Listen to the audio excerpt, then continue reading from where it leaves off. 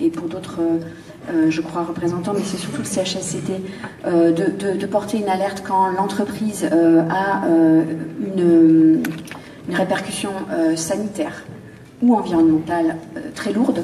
Donc il y avait cette loi de 2013, ce qui veut dire qu'on sortait de... On allait plus loin que les lois Auroux, puisque les lois Auroux, c'était se protéger, soit en tant que salarié, travailleur, et là, c'était donner aux travailleurs la possibilité aussi de protéger autrui, c'est-à-dire la communauté avoisinante, les riverains, éventuellement les salariés ou éventuellement les sous-traitants.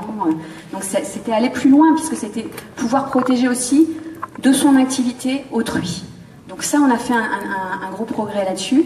Là, comme il y avait aussi un enjeu corruption, lutte contre la corruption, on a fait un pas supplémentaire cette année avec la loi Sapin 2, puisqu'on a un droit d'alerte qui pose un socle commun à toutes les alertes. Donc c'est assez intéressant.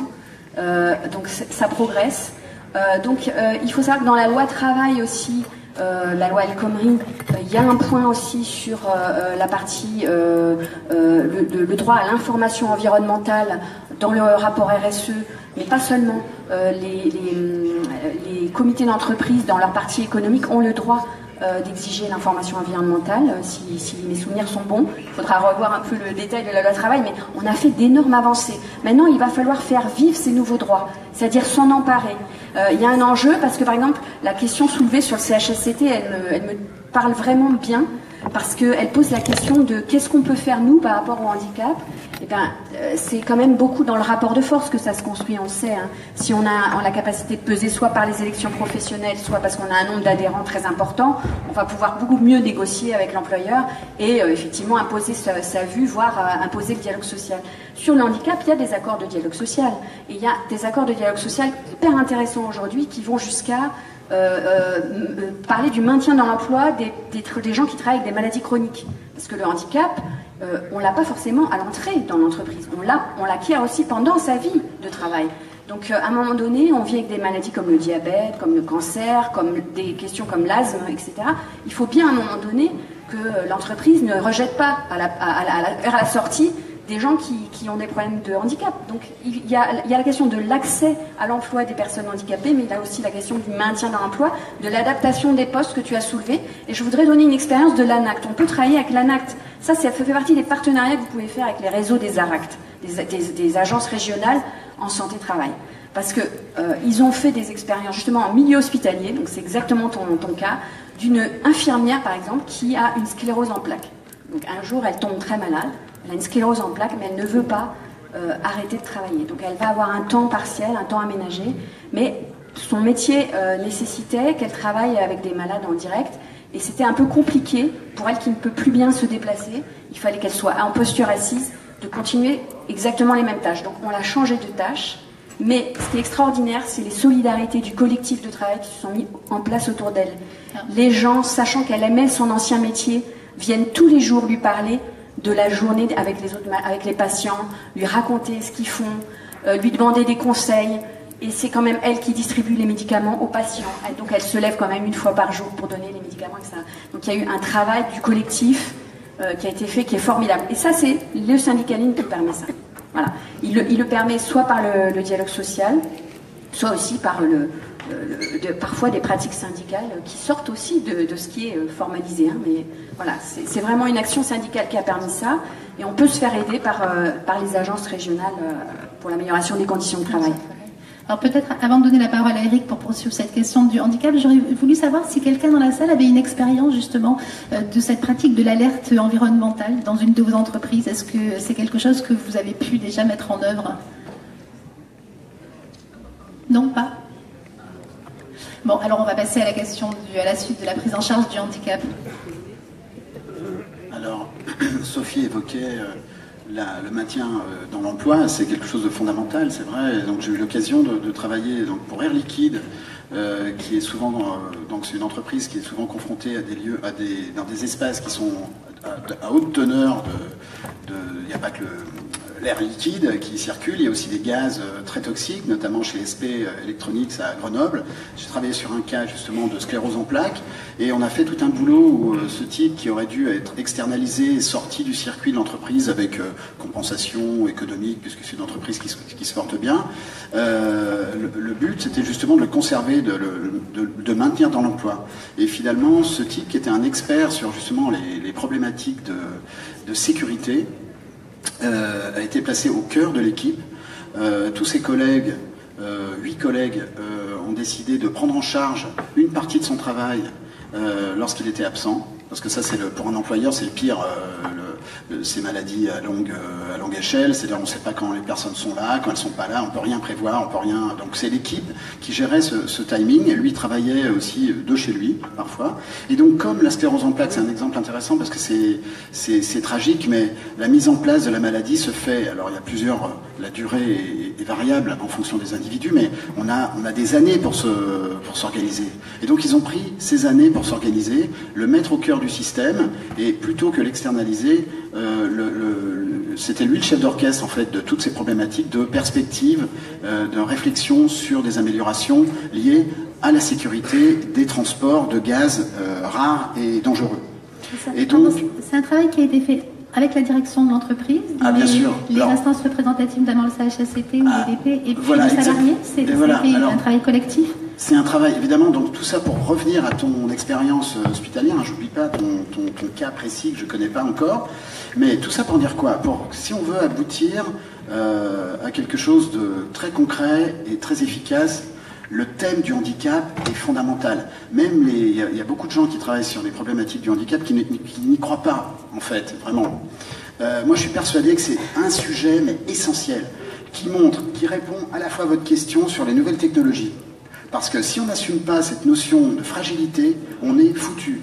Avec le transhumanisme, on va te faire croire que tu es la moins bonne partie de la machine puisque tu tombes malade.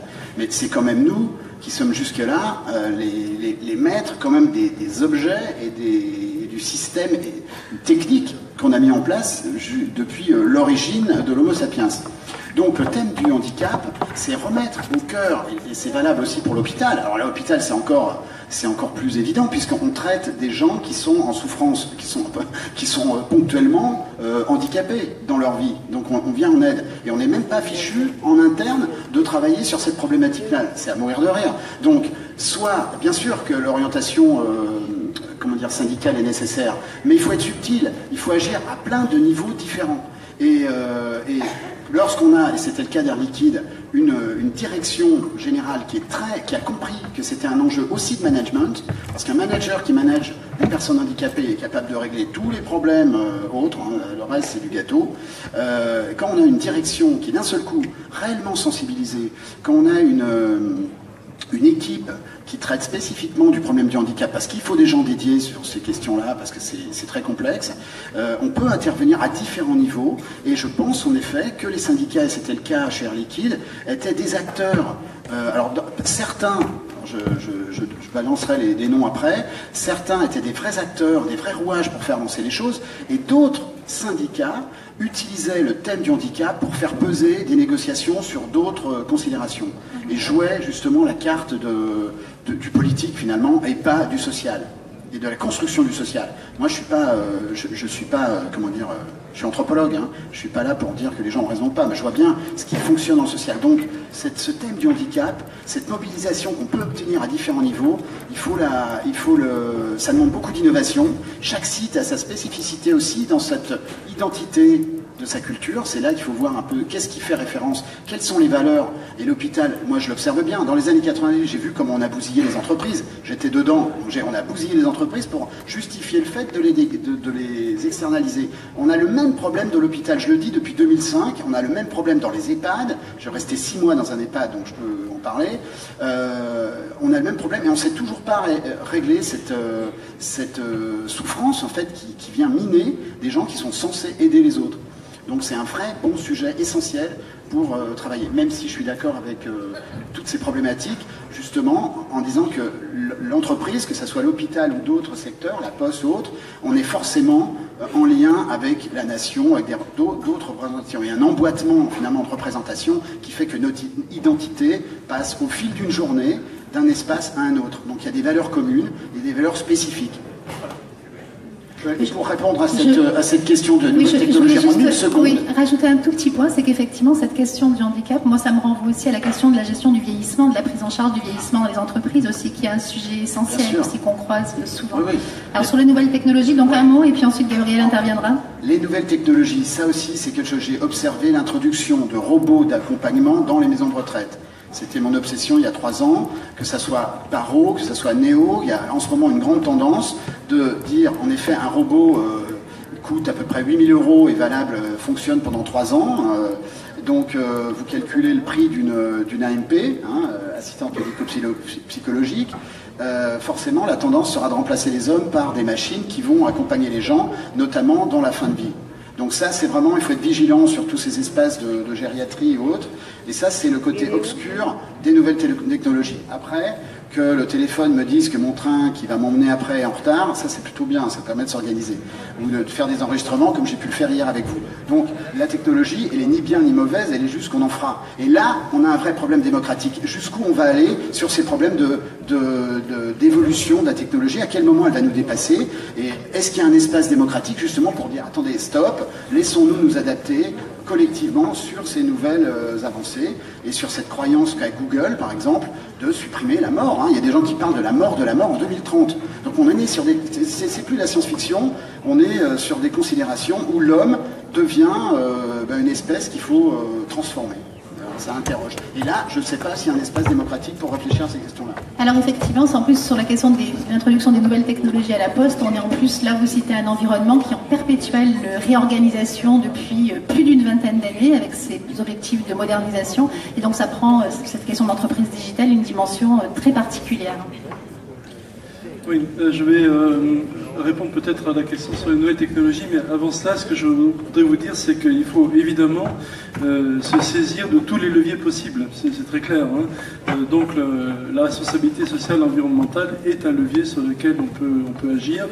L'handicap est un levier sur lequel évidemment on peut agir, puisqu'il pose la question de ce qu'est l'être humain donc dans l'organisation. Est-ce que c'est un résidu ou est-ce qu'il est au centre de l'organisation? La question du vieillissement, moi je ne l'aurais pas formulé comme ça, j'aurais plutôt formulé ça en disant l'accroissement de l'espérance de vie plutôt que le vieillissement. Bon. Ce que je voudrais vous dire, c'est que de mon point de vue, avant d'arriver sur les nouvelles technologies, de mon point de vue, les différents droits sont inséparables. Ce qui veut dire que l'idée d'après laquelle on pourrait faire avancer le droit de l'environnement sans faire avancer simultanément le droit du travail et sans simultanément créer l'entreprise comme catégorie juridique, cette idée-là est une idée qui me paraît extrêmement dangereuse. Parce qu'aussi longtemps qu'on ne posera pas la question de ce qu'est l'entreprise dans le droit, eh bien on considérera que le but naturel, je mets tous les guillemets nécessaires à naturel, de l'entreprise est de faire des bénéfices. Alors qu'en réalité, le but de l'entreprise ne peut pas être de faire des bénéfices. Faire des bénéfices est absolument indispensable parce que sans bénéfice, il n'y a pas de financement convenable des investissements. Mais le but de l'entreprise ne peut pas être celui-là. Le but de l'entreprise, c'est de produire des biens et des services utiles pour la société et d'être un lieu de travail, un lieu de lien social, comme ceci a été dit tout à l'heure. Donc je pense que démembrer les droits et penser qu'on peut les faire avancer ici et là sans chercher à les articuler, ça me paraît quelque chose d'extrêmement dangereux. Alors sur la question des nouvelles technologies, la caractéristique qui me semble la plus forte, c'est leur ambivalence. Elles sont ambivalentes. Simplement, elles sont ambivalentes dans un contexte qui, lui, ne l'est pas. C'est-à-dire que nous sommes dans un capitalisme qui est un capitalisme financiarisé. Et imaginer qu'elles sont neutres dans un capitalisme financiarisé, c'est se tromper. Ce qui veut dire en d'autres termes que si on parle de la robotique ou de la robotisation, eh bien la robotisation peut être en effet le meilleur parce qu'elle permet, la robotisation, d'alléger des tâches qui sont répétitives, des tâches qui sont lourdes, des tâches qui sont dangereuses. Okay. Est-ce que c'est comme ça que la robotisation va être utilisée dans un contexte de capitalisme financiarisé? Rien n'est moins sûr. Si on prend maintenant, non pas la robotisation, mais si on prend plutôt tout ce qui va dans le sens de l'intelligence artificielle, tout ce qui va dans le sens des big data, l'intelligence artificielle et les big data, dans un contexte d'un capitalisme financiarisé, risque en effet de porter atteinte à ce qu'on appelle les professions intermédiaires, c'est-à-dire en fait toutes les professions qui manipulent énormément de données, énormément d'informations. Et si vous mettez en concurrence un système expert ou un dispositif d'intelligence artificielle avec un être humain, l'être humain perdra à chaque fois, parce que la capacité justement de ces machines, de ces automates à gérer des quantités très importantes d'informations ou de données dans un temps très réduit, cette capacité-là, l'homme ne l'aura évidemment jamais. Ce qui veut dire que si on veut préserver le travail, ici, dans cette configuration que je viens de rappeler, la seule manière, c'est de considérer que le travail, est autre chose qu'un coût, autre chose qu'une force de travail, mais c'est un acte créateur, c'est un acte d'imagination, c'est un acte esthétique, c'est le sens du travail bien fait. Et ça, évidemment, le sens du travail bien fait, un acte créateur, l'esthétique, ça, la machine ne le peut pas, et fort heureusement. Mais vous voyez que là, on n'est plus dans le domaine de l'information ou des données, on est dans le domaine de la connaissance, ce qui n'est pas du tout la même chose. Je voulais juste ajouter justement sur ce thème du travail fondamental, parce que c'est une obsession, les syndicats parlent de travail, donc parfois il faut changer le vocabulaire, un petit changement de vocabulaire, et hop, tout change. Moi, mon obsession, c'est de travailler sur le métier, justement. Parce que depuis que je fais ces enquêtes dans l'entreprise, j'ai compris que les gens ont besoin d'un métier de valeur. Dans les biscuiteries, les femmes, mes collègues qui travaillaient sur l'emballage, je pouvais les remplacer comme ça, sur le champ. Elles n'avaient aucune représentation d'elles-mêmes sur leur machine. Elles passaient des nuits entières à déprimer et à être dans des situations sociales aberrantes parce qu'elles n'avaient aucune définition d'elles-mêmes dans l'entreprise. Elles ne savaient même pas ce qu'elles venaient faire là, finalement. Et que c'était plus une problématique de gagner 1 500 €, 2 500 €. Quand on n'a pas de définition de soi, tu peux donner 3 000 €, ça ne sert à rien. Le problème, c'est pas un problème de finance au départ. Je dis pas qu'il n'y a pas nécessité de rajouter des sesterces, c'est pas ça. Mais d'abord, penser métier. Un métier, c'est une valeur. Moi, des fois, j'ai aucun contrat pendant des années, mais pour mon entourage, je suis toujours anthropologue. Ça veut rien dire, on est d'accord, ça n'a pas changé depuis tout à l'heure, mais pour moi, c'est une grande valeur, et donc ça ne change rien. J'ai une identité. Et c'est pas l'argent qui va me donner cette identité. Donc c'est fondamental de passer, de bien réfléchir à qu'est-ce qui donne du sens aux gens dans son entourage, que ce soit l'hôpital, que ce soit... Parce que la notion d'engagement dans l'hôpital, c'est fini. On recrute pas les gens sur l'engagement. On recrute des gens qui cherchent à être médecin pour avoir une piscine, pas pour soigner les autres. Donc ça, le monde a changé. Donc il faut redonner du sens au métier.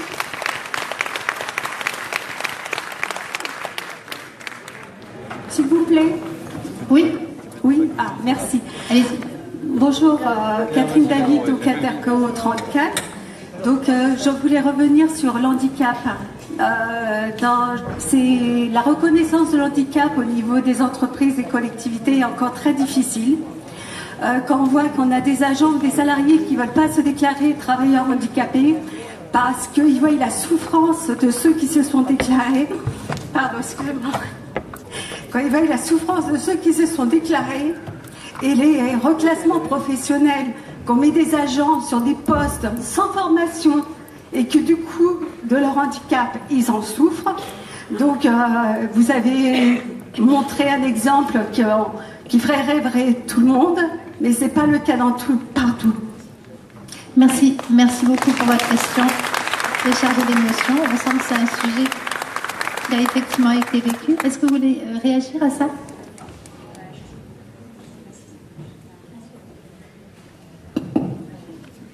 C'est important. Alors, je voudrais te poser une question, moi. Est-ce qu'il y a un accord sur le handicap là où tu es ? Il y en a un ? D'accord. Il y a une commission de suivi de l'accord ?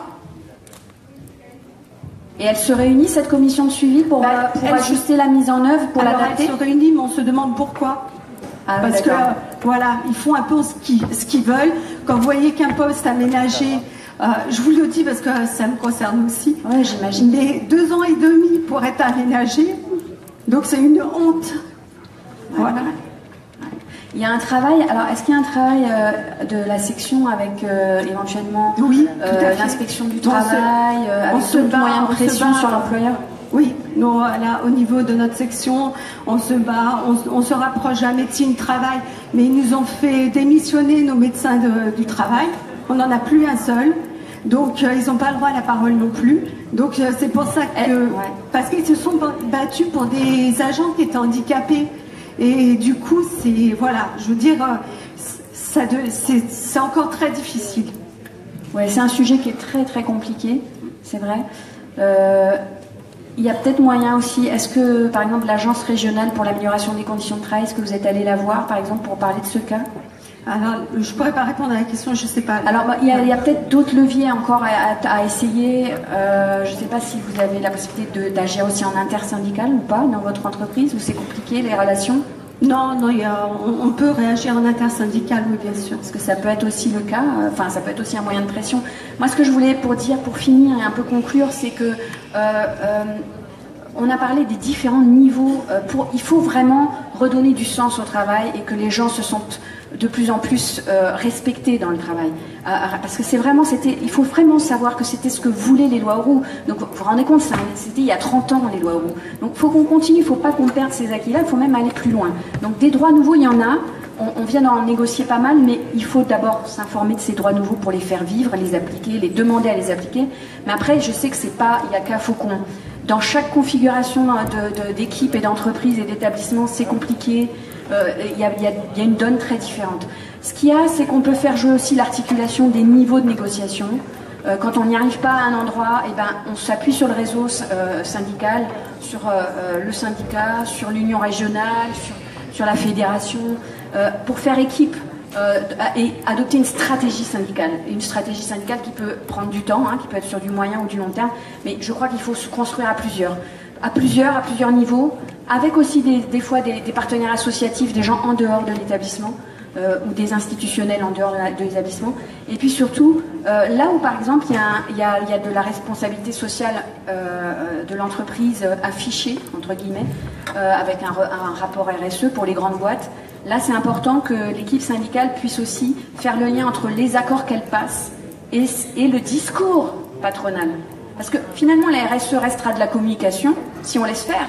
Mais si on dit « Ah, mais vous dites que vous faites des choses dans tel domaine », mais nous, on constate que c'est pas ça du tout dans l'entreprise, qu'il y a plein d'établissements et de filiales, ou dans la sous-traitance où ça se passe très mal, on est légitime à le dire. Et en plus, après, on peut articuler avec l'absence ou non d'un accord qu'on estimerait nécessaire. Donc ça peut faire un levier aussi pour pousser à la négociation. Voilà. Parce qu'il n'y a pas que la négociation obligatoire. Je rappelle qu'il faut aussi pousser sur certains thèmes la négociation par nous-mêmes. Et c'est vrai que notre capacité de peser, elle est extrêmement dépendante du fait qu'on soit majoritaire ou non, qu'on puisse faire de l'intersyndical ou pas, qu'on est bien élu ou pas bien élu. Enfin, c'est compliqué. Et qu'on ait un nombre d'adhérents suffisant ou pas. Donc le développement syndical, c'est aussi quand même un peu la clé de notre réussite à tous. Alors je note effectivement que cette question de la qualité du travail, qui est chère aussi aux sociologues, et cette notion parfois d'ailleurs de travail empêché dans l'entreprise, finalement est un sujet qui revient de façon assez centrale. Je voulais juste revenir un tout petit peu, parce que c'est une question qui a été évoquée sur ces accords de négociation justement de qualité de vie au travail. Il faut bien avoir en tête que, de notre point de vue en tout cas, quand on négocie un accord de qualité de vie au travail, c'est d'abord de travail effectivement dont on doit parler. De quel travail on fait? Tout le reste, c'est parfois un peu cosmétique, même si c'est pas inutile. Donc je ne sais pas si on doit arrêter. On nous a rien dit, donc on va peut-être prendre encore une ou deux questions si vous voulez poursuivre. On peut continuer encore un petit peu? D'accord, très bien. Oui, moi je voudrais parler, on veut allonger la durée du travail, mais par contre on n'aménage jamais les postes de travail en fin de carrière. Le seul truc qui gêne nos politiques, c'est le résultat du chômage des seniors. Mais par contre, on ne s'est jamais posé la question pourquoi les gens partaient ou étaient poussés dehors avant leur fin de carrière. Parce que malheureusement, ce sont normalement les plus compétents, même s'ils vont un petit peu moins vite que les jeunes.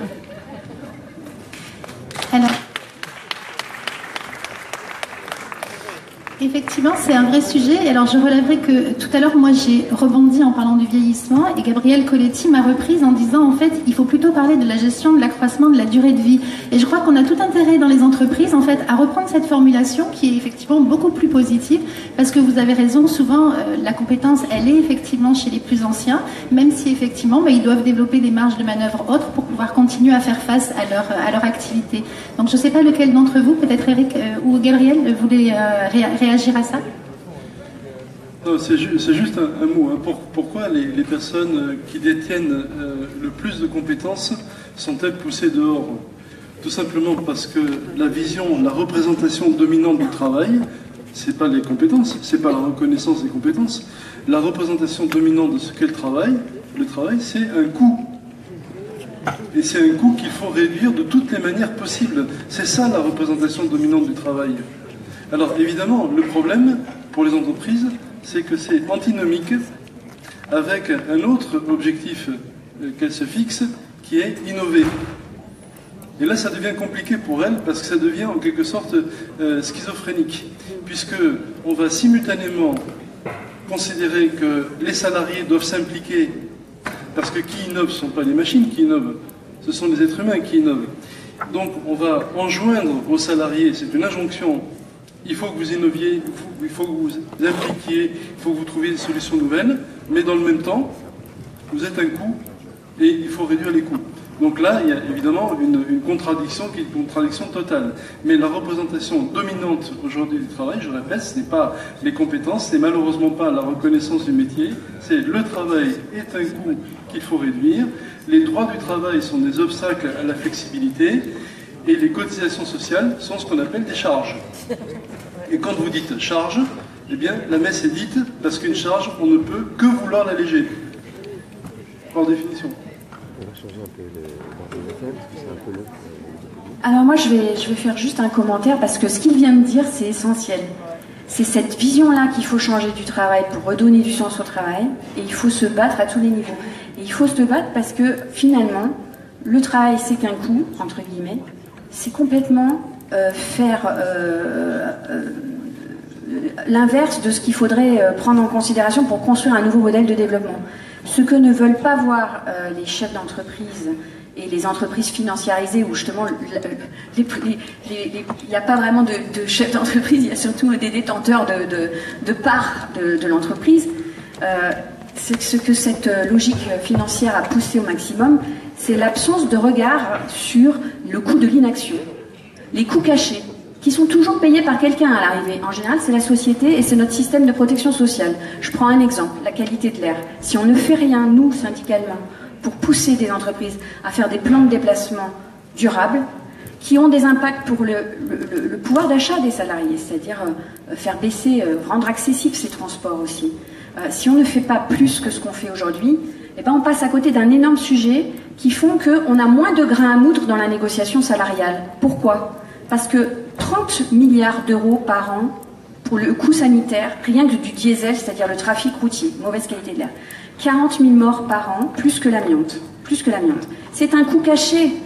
Et il n'existe en France aucune étude économique, et c'est quelque chose que demande la CFDT aujourd'hui, aucune étude économique qui chiffre le coût en perte de productivité des entreprises à ne pas prendre en charge cette question des coûts cachés, de la mauvaise qualité de l'air.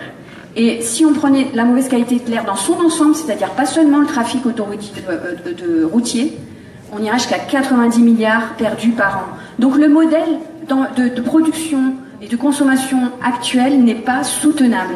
Tant qu'on n'aura pas fait ce travail, et il y a un travail que l'organisation syndicale peut faire à un niveau macro, à un niveau de la confédération, c'est d'y réfléchir. Mais après, il y a un travail qui ne se fera pas sans vous sur le terrain. C'est-à-dire que c'est vraiment dans l'entreprise que se joue le changement de regard, de lunettes.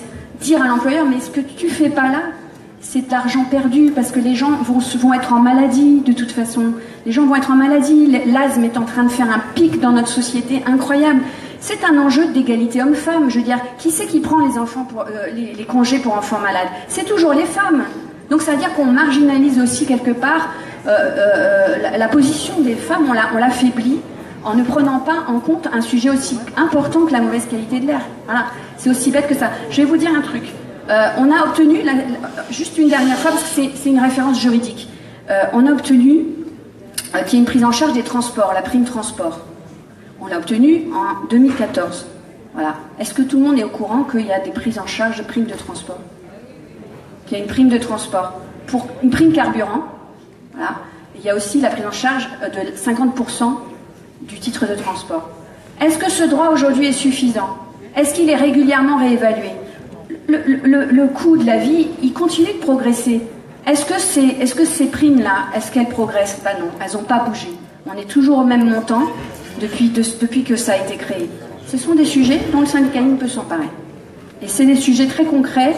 Et on est sur les sujets sociétaux, dits sociétaux, mais ce sont des sujets sociaux. Le quotidien des salariés, c'est quoi? C'est aller au travail dans de bonnes conditions, dans un système soutenable.